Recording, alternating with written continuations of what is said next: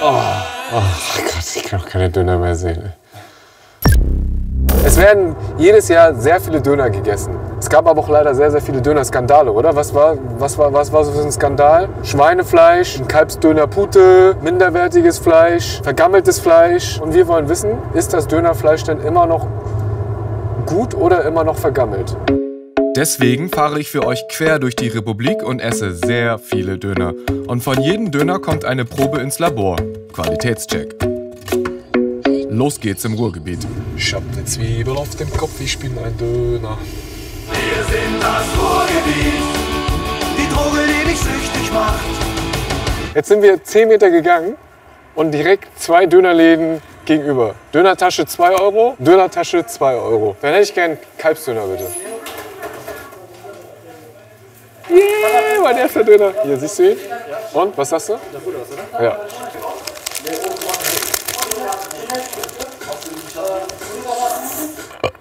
€2, geiler Preis, ganz ehrlich. Aber ob die dann auch geile Fleischqualität haben, unwahrscheinlich. Ich habe da meine Zweifel und deswegen ab mit der Fleischprobe in die Kühltruhe für die Analyse. Wieder. Ah, verdammt. Guck mal, das Geile ist, ich stehe hier, guck mal. Da gibt's Dönertasche, da gibt's Dönertasche, da gibt's einen Döner und da drüben ist es. 4 Döner. Ich dreh mich einfach und du sagst dann Stopp. Stopp. Hier gibt's ganz besonderen Döner, oder? Ja, das ist hausgemachten Döner. Was heißt hausgemacht? Das machen wir hier. Also wir Hier in der Küche? Ja, wir haben auch dafür ein Kühlhaus, also Kühlraum. Ja.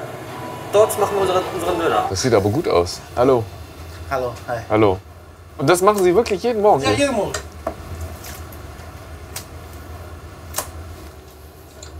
Wie der den streichelt, ne? Geil. Er ist für Metzger und für Friseur. Er ist Metzger und Friseur? Ja, für Schneider und so Draht. So, fertig.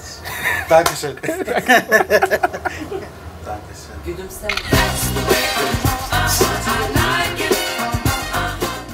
Dieser Laden macht den Dönerspieß selbst. Frisch, aus ganzen Stücken und nicht tiefgekühlt.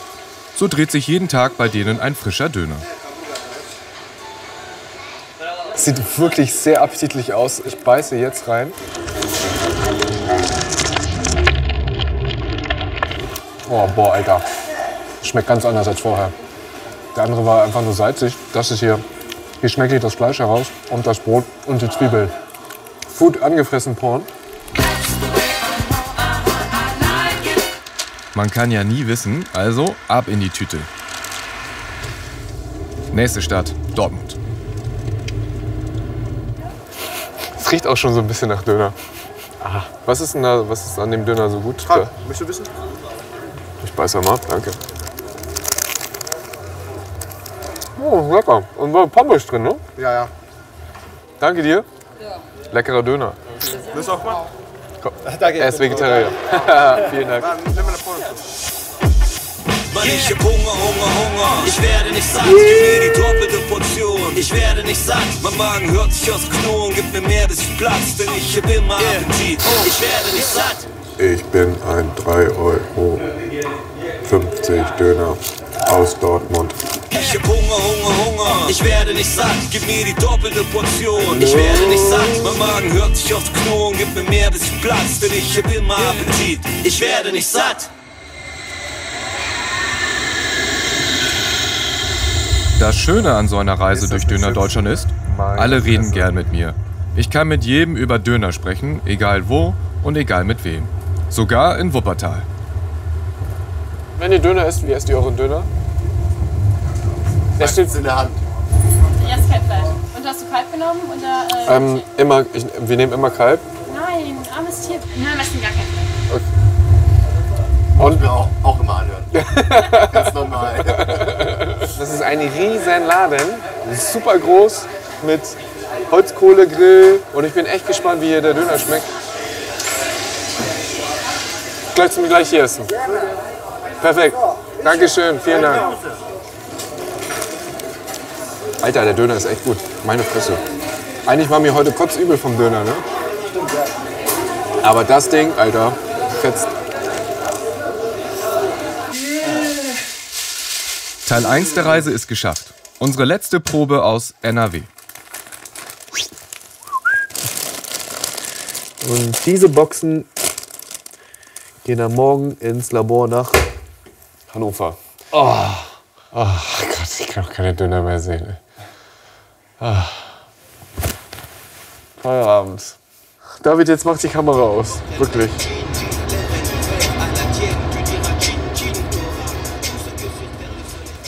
Hallo. Hallo. Hier sind die Dönerproben. Wo kann ich die hinstellen? Nehmen Sie mit in die Hand. Ja. Die werden gleich vorbereitet für die Untersuchung. Ja. Und dann gucken wir mal, was rauskommt.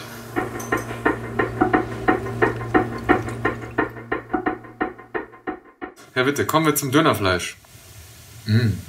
400.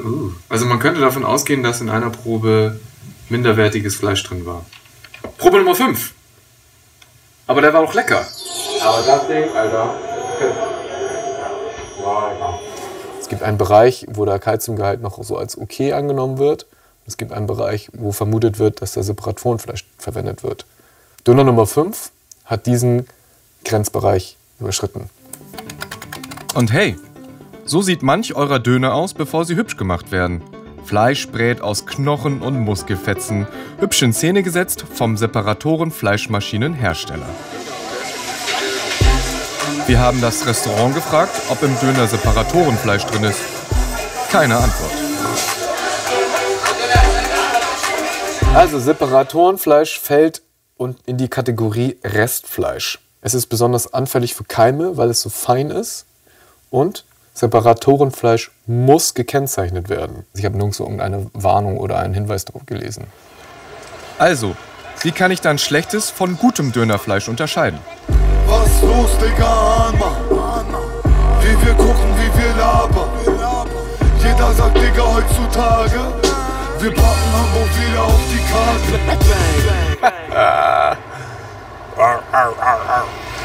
Und hier kommt die Antwort.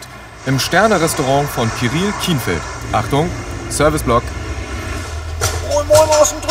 Und achtet Herr Kienfeld auch auf das Fleisch, wenn er mal einen Döner bestellt? Unbedingt. Ja? Also nie Pressfleisch. Das ist für mich persönlich ganz wichtig. Wenn ich so einen Pressspieß sehe, Ja. bestelle ich mir nie. Und woran erkennen Sie dann, ob das jetzt Steckfleisch ist, ob das jetzt irgendwie Drehspieß ist, also Hackfleisch oder woran erkennen Sie das? Man sieht es eigentlich mit dem bloßen Auge, weil das natürlich eine kompakte Masse ist. Es hat keine Schichten oder wenn es mal Schichten Ja. hat und man sieht es, ob es zusammengeklebt ist oder nicht.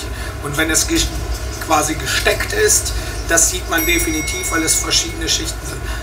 Essen Sie auch mal einen Döner im Suff?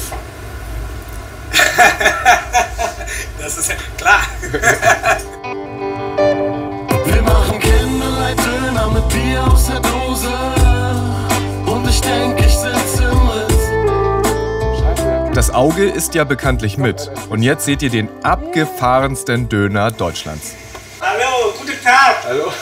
Herzlich willkommen. Vielen Dank. Ich hätte gern einen Lucky-Döner.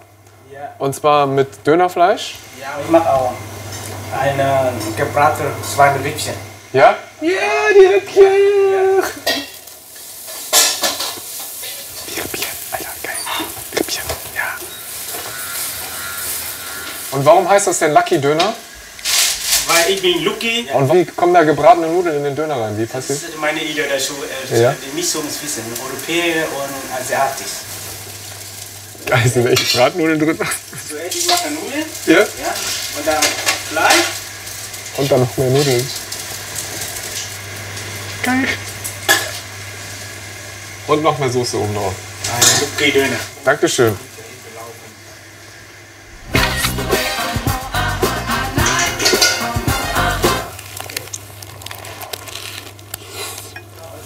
Wie sehe ich hier aus? Sehr zufrieden. Ist überraschend gut. Es schmeckt besser, als es sich anhört. Habe ich Soße im Gesicht? Nee. Vielen Dank. Wie viel wollt ihr essen? Das ist alles für mich. Du musst mich später hier raustragen. Mit den 3 Speisen ist der Kalorienbrenner für 3 Wochen gedeckt.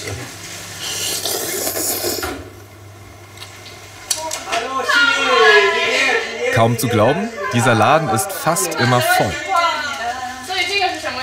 Döner mit Reis. Döner mit Reis. Und noch ein... Kleine, ja? Ja. Das ist gebratene Reis mit Dönerfleisch. Warum bestellt ihr Döner mit Reis? Lecker. Ja? Ja. Gibt es in China auch Döner? Nein. Nein? Nein. Leider nicht. Wir sind total lieb behandelt worden. Leider sah das Dönerfleisch einfach mega räudig aus. Wir haben jetzt eine Probe davon gezogen. Aber wirklich der Rest war tippitoppi. Leider nicht. Oh, fuck.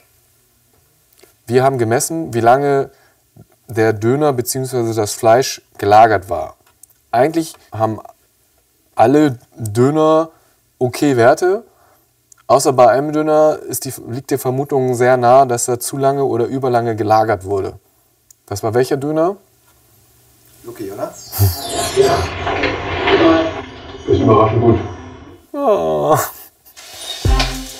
Luki ist bestürzt. Er schreibt uns, dass er seine Spieße in der Tiefkühltruhe aufbewahrt und sie innerhalb von 2 Wochen verkauft und nie die Kühlkette unterbricht. Na gut, ich mag den Luki ja und ich würde dort jederzeit wieder einen Döner essen. Ich trag meinen Kopf stets oben, meine Nase noch viel höher. Ich mach mir keine Gedanken, reicht für einen Ayran und einen Döner. Zum Schluss die Hauptstadt des Döners. Die gute Nachricht, die Laborwerte sind hier okay. Sogar bei diesem räudigen Döner aus Marzahn. Zum Glück. Ja, hier ist er. Es geht rein. Mehr hast du nicht zu sagen? Ich trau mich nicht. Frag nicht so kritisch.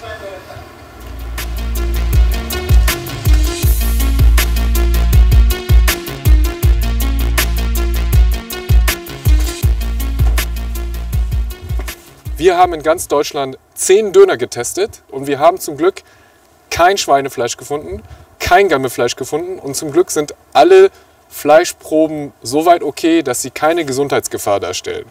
Dem deutschen Dönerfleisch geht es soweit nach unserem Befund gut. Wir haben leider 2 verdächtige Proben gefunden.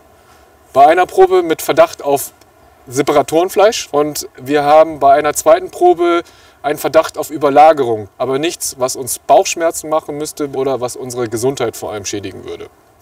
Ich hatte auch noch keinen Durchfall.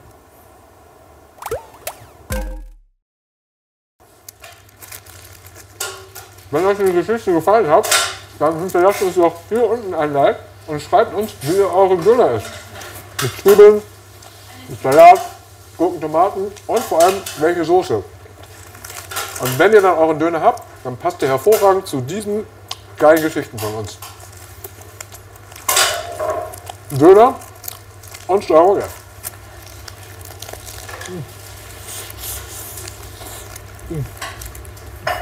Mm.